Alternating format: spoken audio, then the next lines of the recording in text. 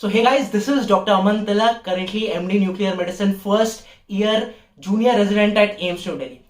दोस्तों, जब हम लोग एक डॉक्टर बनने का सपना देखते हैं कहीं ना कहीं class 6th 10th 11th 12th जब भी हम लोग देखते हैं, कुछ ब्रांचेस ऐसी होती है जो कि हमारे ड्रीम ब्रांचेस कहीं ना कहीं पहले से हमने उनका नाम सुना होता है. एक हो गया कार्डियोलॉजिस्ट, जिसका मैं एक पूरा इंटरव्यू डाल चुका हूं. दूसरा हो गया cardiothoracic surgeon.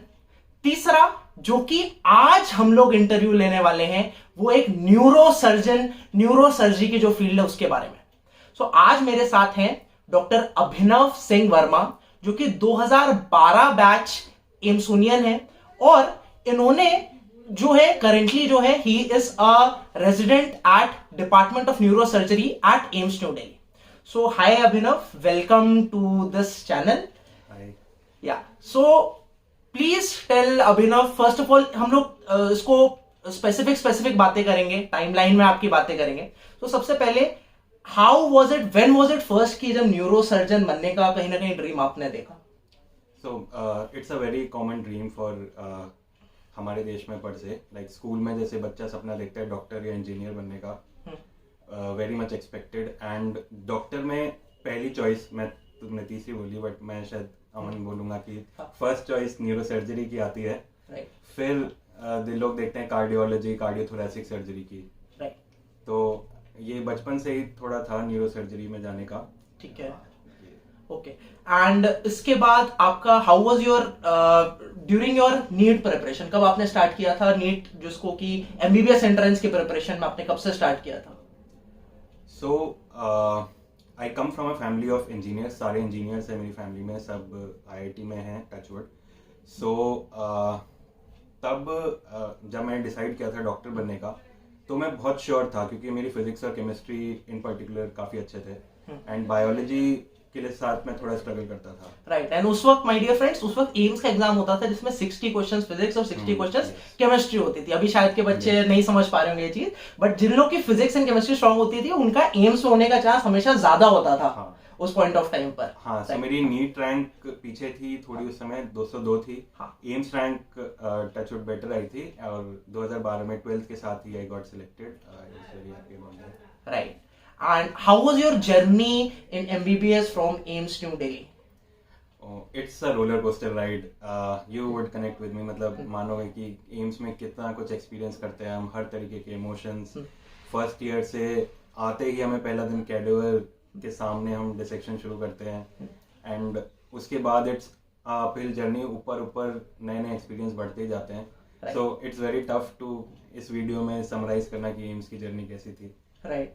And he was a part of the organizing committee, और बहुत इन्हें जो पल्स होता है हम लोग का, उसमें भी इन्होंने काफी कंट्रीब्यूट किया था. I believe 2015 pulse. हाँ, बिल्कुल. राइट. सो वो पूरी बहुत अच्छी एक चीज जो मैं बार बार बोलता हूँ, मैं फिर से बोलूंगा, एक बार एम्स में आने के बाद बहुत ही मुश्किल होता है, आपका मन लग जाता है कहीं ना कहीं, आप एम्स के साथ अटैच हो जाते हो. व्हाट इज योर से on this point? Definitely AIIMS का जो ये हॉस्टल 128 कॉम्प्लेक्स है, जो बहुत पॉपुलर है, जो क्वाड्रेंगल है, ये एक अलग ही दुनिया है. और मुझे पूरी अर्थ पे, पूरी पृथ्वी पे ये सबसे पसंद है ये एरिया. राइट. एंड मतलब मैं तो जब यहाँ से गए थे अपने घर से, तो कुछ चीजें बोली जाती थी कि हॉस्टल जाओगे खाना बेकार मिलेगा, हॉस्टल जाओगे घर की याद आएगी. मुझे तो कभी नहीं आई, मतलब honestly it is more than 5.5 years now, कभी भी नहीं आया. मतलब ये चीज है, और इट इज यहाँ पर सब अपनापन है, सारे दोस्त, सारे सीनियर्स जूनियर सब एक as a family, closely knit family की तरह रहते हैं. Right. So that was one thing. ठीक है, आपने एमबीबीएस पूरा अपना किया. नाउ अब आपको अपना ड्रीम क्लियर था कि ठीक है आपको न्यूरो सर्जरी की सीट उठानी है आपको, है ना, and that is a 6 year long course. So when did you actually plan, and वहां पर आपने कब प्रिपरेशन स्टार्ट की अपनी? सो एमबीबीएस में, एम्स में आप पूरे मतलब इंडियन मेडिकल फील्ड को एक अलग लेवल पे एक्सपीरियंस करते हैं. तो आप बाहर जाने के ऑप्शंस भी एक्सप्लोर करते हो. मैंने जैसे यूके के लाइसेंसिंग एग्जाम प्लैब्स, यूएस का, इंडिया का, फिर नीट पीजी का मैंने सोचा. फिर मन किया कि हाँ इंडिया ही सबसे सही है, यहाँ पे हमें काम करना चाहिए. तो इंटर्नशिप में मैंने डिसाइड किया कि मैं प्रिपेयर करूँ. एंड तब मुझे लगभग 1.5 साल लगा प्रिपरेशन में नीट की. फ्रैंकली अगर आप बिल्कुल स्टार्टिंग से स्टार्ट करें तो ये मेरी जर्नी थी उस पीजी सीट के लिए. Right. And then after being selected in AIIMS PG, and getting a neurosurgery seat. How was the experience as a neurosurgeon resident? It was great experience initially, and like when I was 6 months into residency, COVID came. So उसका एक अलग health care workers के लिए अलग crisis था उस समय देश में. और न्यूरोसर्जरी, हाँ, it's very demanding branch. It's not easy first of all, and it's tough actually. Like 6 years is also less to learn neurosurgery. Right. So now coming to the fact कि how is the work life balance in neurosurgery? आपका कैसा experience रहा? कितना घंटा काम करना पड़ता है, कितनी पोस्टिंग्स होती हैं, एंड मतलब कोई भी अगर ड्रीम कर रहा है तो ये एक इंपॉर्टेंट चीज होती है. एक ड्रीम देखना अलग चीज हो जाता है, उसको एक्चुअली जो जीना है वो दूसरी चीज हो जाती है. हर कोई बनना चाहेगा प्राइम मिनिस्टर ऑफ इंडिया का, एक जो बोलेगा कि what do you want to become, I want to become astronaut और F-16 पायलट, ये सब बच्चों के वो होते हैं. But living that life is a different thing. So how is that? मतलब हाँ, ये बहुत अच्छा सवाल है. So living that thing is entirely new experience. Work life balance का कोई कंसेप्ट नहीं है पर से न्यूरोसर्जरी में. It's only work balance. So आप कम से कम ये मानिए, आपको वीक में मतलब 100 घंटा तो आपका, अगर आप हफ्ते में 100 घंटा काम कर रहे हैं तो आप कम काम कर रहे हैं, तो आपका उससे ऊपर ही जाता है. और आपको 3-4 घंटे की नींद नसीब हो जाए तो आप बहुत ही लकी हैं. अगर बिल्कुल, ये मैंने बेसिक चीज़ें मैं जैसे बताऊं. बाकी आपका पूरे टाइम एक एड्रेनलिन रश रहता है पूरा दिन भर. आप जैसे पेशेंट्स में या ऑपरेशन थिएटर में जाते हैं तो वो एड्रेनलिन रश एक्चुअली आपको दिन भर खुश रखता है और आपको काम में मन लगाए रखता है. Right. So that is one thing that is there. And now coming to the monetary aspect. So ये एक बच्चों का कहीं ना कहीं क्वेश्चन रहता है, एंड आई बिलीव इसको एड्रेस करना बहुत जरूरी है कि how is the income when you become a neurosurgeon and during becoming a neurosurgeon and everything. आप बताना चाहें.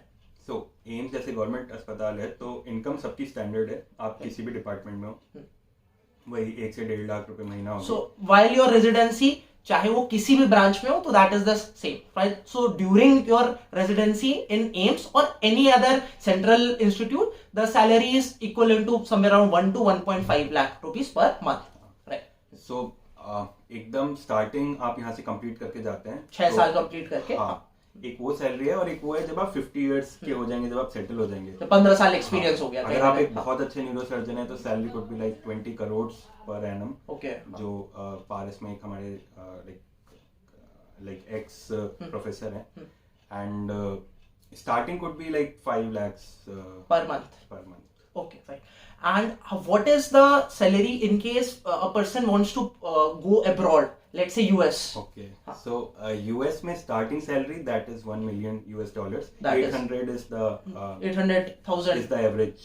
Okay, that is close to 7 to 8 crore rupees per annum. Indian में. Indian INR में आपका per year. Practically speaking, 3 million is easy. Like many people are earning 3 million. Up to 3 million, मतलब 24 crores per year.